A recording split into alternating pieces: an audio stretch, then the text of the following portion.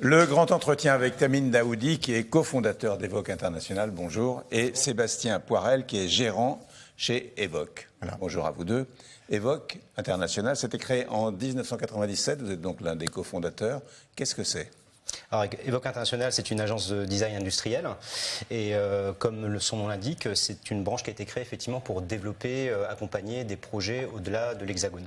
Alors, qu'est-ce que c'est qu'une agence de design industriel ? C'est un endroit où on va créer des objets fabriqués en série. Donc on va s'intéresser à des objets de grande consommation, comme des objets plus spécifiques, comme des outils, par exemple du matériel professionnel. Donc on part d'un cahier des charges, on crée l'objet à partir de ce cahier des charges, donc c'est créatif à la base, mais on va accompagner toutes les phases de la création dans le développement du produit pour en faire un objet fabriqué en série avec l'industrie en fait. Quelle est l'histoire de votre société ? Alors, la société, je l'ai fondée en 1997 à Nancy. Donc, après un parcours Beaux-Arts, j'ai créé cette agence-là en sortant de mes études, tout simplement. Et on a commencé à travailler sur du matériel utilitaire, essentiellement. On a commencé à dessiner des machines agricoles, parce qu'il y avait effectivement, sur ce domaine-là, pas beaucoup de design qui se faisait. Donc, c'est parti comme ça, en fait. J'ai fondé l'agence sur cette branche ultra-utilitaire, en fait. Quelle est la promesse d'Evoque ? C'est surtout d'imaginer effectivement des produits qui répondent aux besoins du marché du client, donc en questionnant effectivement les usages, en répondant à des contraintes technico-économiques qui sont assez ardues et surtout arriver à répondre aux besoins des utilisateurs in fine. Quelle est la place de l'industrie française dans le design ? Alors, l'industrie française n'est pas forcément l'industrie qui utilise le plus le design, contrairement à ce qu'on pourrait imaginer. Donc, souvent, ce sont des contraintes budgétaires, écologiques, techniques. Donc, et nous, on intervient effectivement en essayant de donner sens à l'objet, quel qu'il soit, en utilisant toutes les compétences techniques de l'industrie. L'industrie française n'est pas forcément une industrie qui va avoir recours facilement au design, en fait. Pourquoi ? Je pense qu'il y a une vision purement créative de la discipline.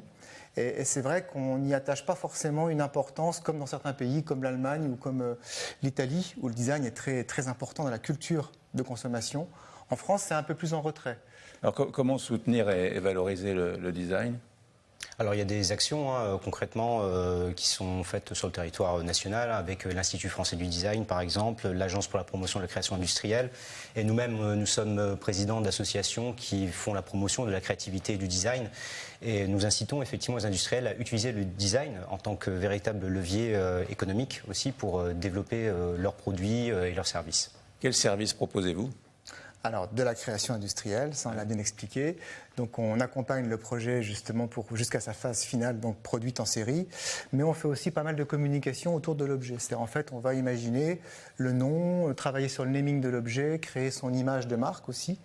Nos clients sont souvent des PME et des PMI, il faut bien le faire remarquer. Quand on parle d'industrie, c'est vrai que souvent on parle de petites sociétés, à échelle humaine souvent, qui sont sur des produits innovants. Et au-delà de créer l'objet pour qu'il ait toutes ses chances de réussir sur le marché, il faut souvent donc amener toutes les compétences créatives pour le communiquer au mieux. C'est ce qu'on fait aussi, nous, au-delà de créer le produit en soi. On fait appel à vous à quel moment quand on crée un objet ? Alors, souvent, on le mieux, c'est de le faire à la création. En amont. En amont possible, mais est-ce que c'est le cas ? Pas tout le temps le cas. Pas tout le temps, il y a des fois, effectivement, le projet est techniquement déjà, il y a déjà pas mal de solutions techniques qui sont déjà validées, on va dire, et nous on intervient parce qu'il faut mettre en forme, il faut rendre l'objet, présentable en tout cas. Donc il y a souvent cette vision esthétique dans l'industrie, mais idéalement c'est de travailler vraiment en amont, de prendre tous les paramètres du cahier des charges et déjà d'identifier les technologies quand on commence à créer l'objet. Sur quel type de création travaillez-vous ? Alors c'est très varié, ça va effectivement dans le domaine de l'agriculture, comme dans le domaine du médical. On va travailler sur des instruments de mesure aussi. En fait, tant qu'il y a une notion d'usage, clairement qu'il y a un utilisateur derrière, on intervient pour effectivement dessiner le produit, son ergonomie, de manière à ce qu'il puisse répondre effectivement aux besoins de l'utilisateur. Est-ce que le confinement a changé quelque chose pour vous ? Oui. Oui, le confinement pour nous a été vraiment un frein à l'activité. C'est que tous nos clients historiques ont simplement, par souci de précaution, bloqué les projets d'innovation, de R&D. Donc on s'est retrouvé avec une situation un peu étrange, c'est que les projets qui étaient lancés se sont retrouvés arrêtés au premier confinement. ouais. en se disant on verra dans quelques semaines. On pensait que ça durerait quelques semaines malheureusement, et on relancera le projet ensuite. Et il y a eu un deuxième confinement par la suite. Voilà, on connaît l'histoire. Donc ça a été une année, je dirais, il y a eu 1 an, 18 mois à peu près de latence en fait sur les commandes qui étaient en cours. Donc on a heureusement, nous créé l'agence, le développement international en 2019, juste avant cette situation. Et on a justement trouvé dans ces moments-là des entreprises à l'étranger, allemandes, suisses. Et on a vraiment travaillé essentiellement en télétravail, comme tout le monde, pendant ce confinement-là, avec de nouvelles sociétés. Sur quelle technique vous appuyez-vous ? Alors, on travaille sur toutes les techniques parce qu'en fait, un designer ne travaille pas seul. Il faut savoir que nous, on crée avec la technique des autres. Donc, la plasturgie, la métallurgie, voilà, tous les matériaux et process existants sur le marché. Et nous, on invente les objets en se basant sur cette technique-là.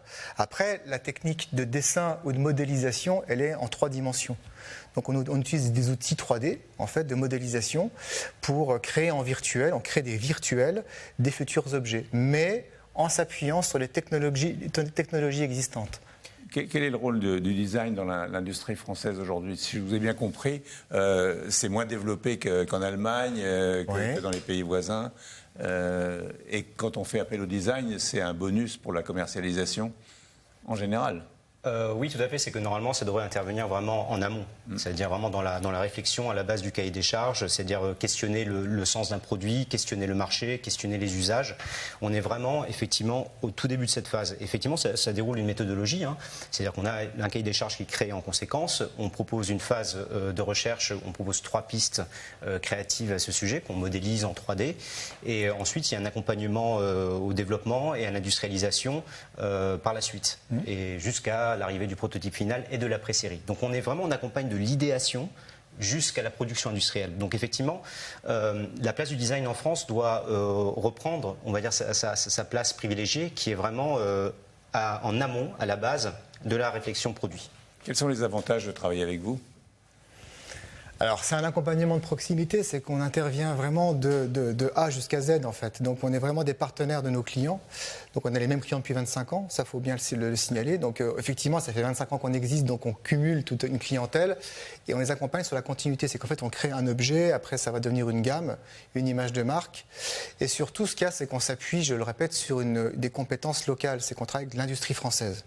Donc beaucoup de clients vont des fois chercher, une fois que l'objet est dessiné, conçu, mis en plan, des compétences à l'étranger pour chercher des prix, chercher des choses, du low cost souvent.